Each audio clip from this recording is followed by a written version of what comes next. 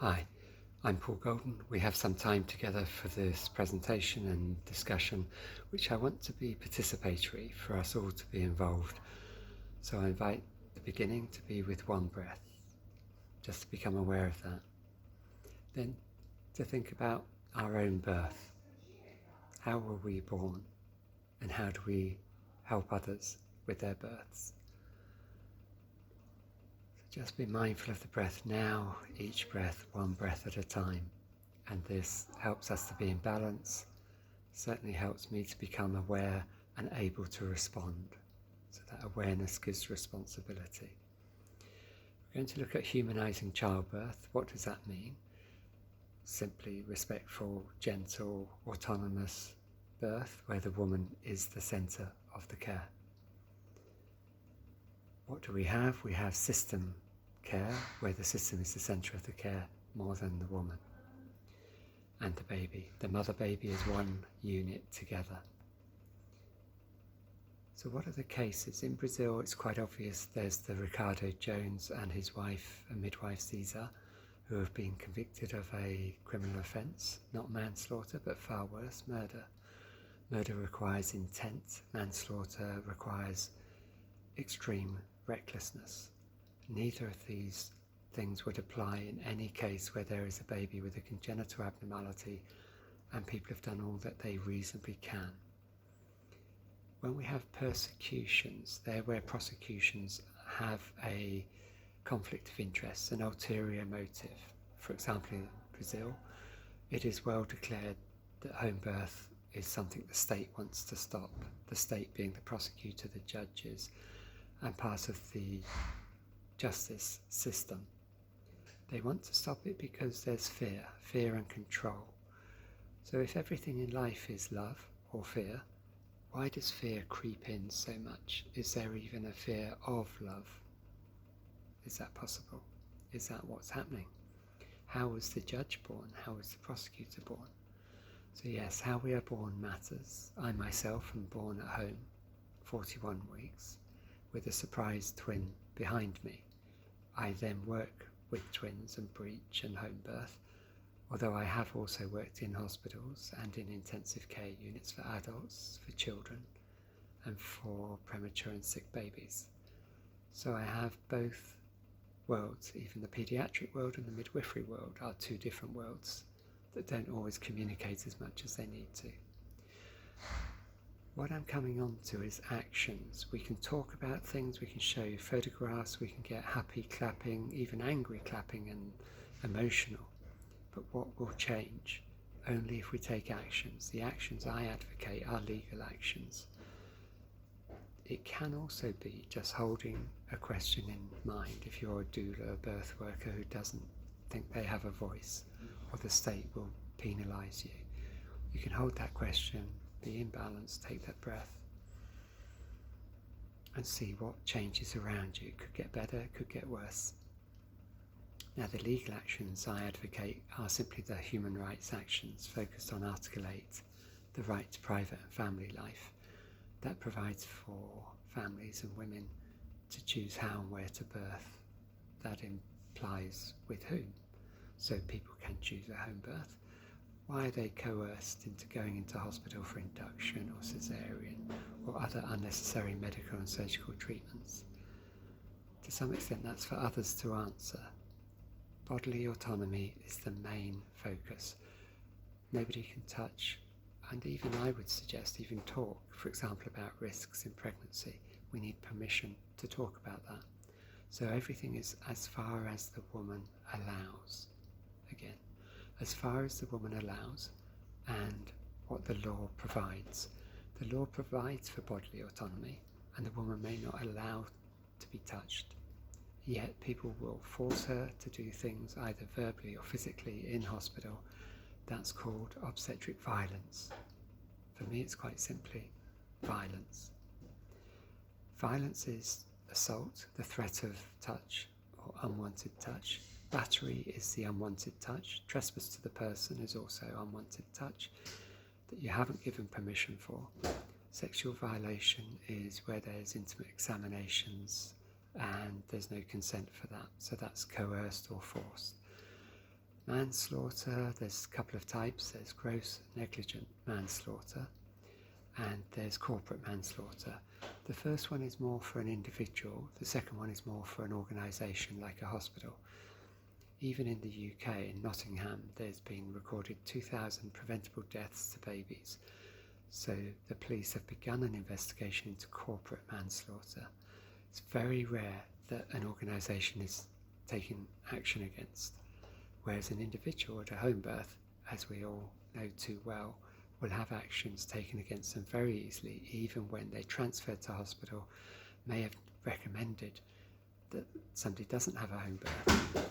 And yet if a woman declines that recommendation, that advice, stays at home, why is the caregiver responsible? How is it that the woman is not responsible for her own choices? So the cases, other ones around the world, briefly, in Moscow, the two midwives said to the woman she wasn't a good candidate for home birth for various reasons. I think she came to them very late in the pregnancy. They may have had full capacity. They even drove her to the hospital. In the hospital, she had a destructive birth with the doctor doing forceps that fractured the skull of the baby.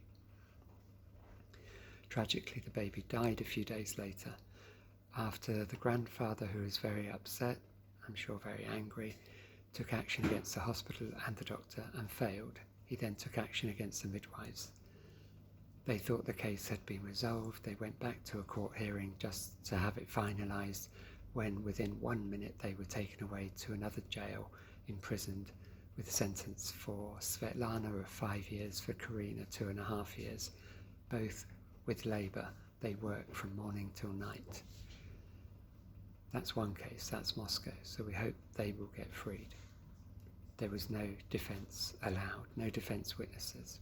In Vienna, the midwife was prosecuted and convicted of manslaughter with a suspended sentence. That was 1 year ago, and her appeal is due any day now. What's really required in that case and many others is high quality and quantity of expert medical witness reports. So if they have 3 doctors on the other side, you need 6, 7, 8, 9, 10 on your side. Yes, doctors are more persuasive than midwives, but it's still good to have reports from anyone and everyone. So one truck driver is an expert witness on another truck driver. You don't need to have a PhD in truck driving. Similarly, with birth work, we don't need PhD people. It can be everyone and anyone to say, excuse me, what the reasonable standard of care is. Other cases in Australia, sometimes it's a second, even a junior midwife, newly qualified, or even a student midwife going to be at a home birth, possibly looking up to the number 1 midwife as a leader, as a teacher, as a mentor, not questioning them, and then finding perhaps their skills were lacking with breech birth or in some other way. Was the home birth midwife coercive in persuading somebody to have a home birth that they didn't really need or want, or wasn't in their best interest? So we have to be cautious, because that finger will be pointed at all home birth practitioners. Even if you're advocating hospital birth to a woman and driving her there, you're going to get blamed for it. But we do need to look at our own practice, to reflect on it, to have insight, to show insight. If there's been a death, we need to demonstrate insight and remorse. If we sit there like an ice queen, this happened in Berlin, the midwife was recommended not to engage and not to talk in the court, and then she was criticised for not showing emotion. She got 6.5 years in jail for the death of a baby by breech. I believe it was a Russian couple came to a hotel nearby, would not go to the birth centre or her clinic, and she did the best she can. She's also a doctor and a midwife. The same in Hungary. Agnes Gereb is a doctor and a midwife, a specialist in obstetrics. She was doing many home births, and it's inevitable some will have congenital abnormalities. When those babies died, when an ambulance is called, they called the police. A recent death of a second twin in Croatia, again, when they call the ambulance, the police are called, the midwife is arrested.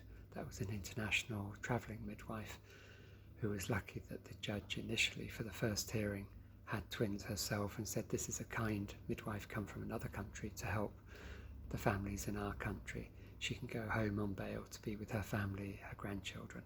and return for the hearing. There are so many other cases, liberal countries that we look at, Scandinavia, Norway, Sweden and Finland, also Denmark. They are not so liberal. They are having far more state intervention, state control over birth and over birth workers. For example, vaginal breech is very rare. Very few doctors are confident and competent to do this. They're not generally having the training, so they recommend cesarean. The rate of death for babies generally, let's say, is roughly 2 per 1,000 births, depending which country and which practitioners and everything. But that's a fairly static statistic. That decreases if everybody had a cesarean at 39 weeks to half, to 1 in 1,000. Just playing with numbers here. Breech birth is maybe 2 in 1,000. And yet that's seen as high risk because a bad piece of research came out many years ago, 20 plus years ago, saying, oh look, it could be 13 per 1,000. And that research was devalued and not repeated in any way to show that those results were safe. They were unsafe results, unsafe research. Therefore, the actions of clinicians following that is unsafe to say, oh, you have a breech, let's do a cesarean. This is what drives women for home birth, and it drives women also for unassisted birth, which is growing globally in huge numbers. Statistically, it might be a small percentage, but it's a large, significant number that's growing of mothers having unassisted or free birth or primal birth, similar attitudes. They may have a doula. The doula may have been a registered practitioner, midwife or doctor who's deregistered, either by choice or against them. I myself was deregistered in one country, the UK, yet was registered in Australia and New Zealand. The reason for my deregistration was not having insurance, professional indemnity insurance in France to give some antenatal care. Yet all the time clinicians go to developing countries, maybe France is a developing country, and give care in and across African countries, Asia, India, Pakistan, Bangladesh, Indonesia. If you're doing charity work, voluntary work, helping in a country, we also are liable for our actions and omissions. We need to think very carefully, are we protected? Because we can go to jail.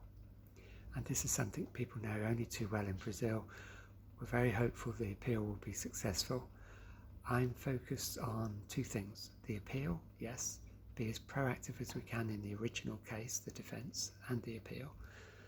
But the second area is to take actions against the challengers, not just to discredit their case and the accusers and their allegations, but also a judge who cannot generally be challenged can have a case taken against them in the ICC, the International Criminal Court in The Hague, Netherlands.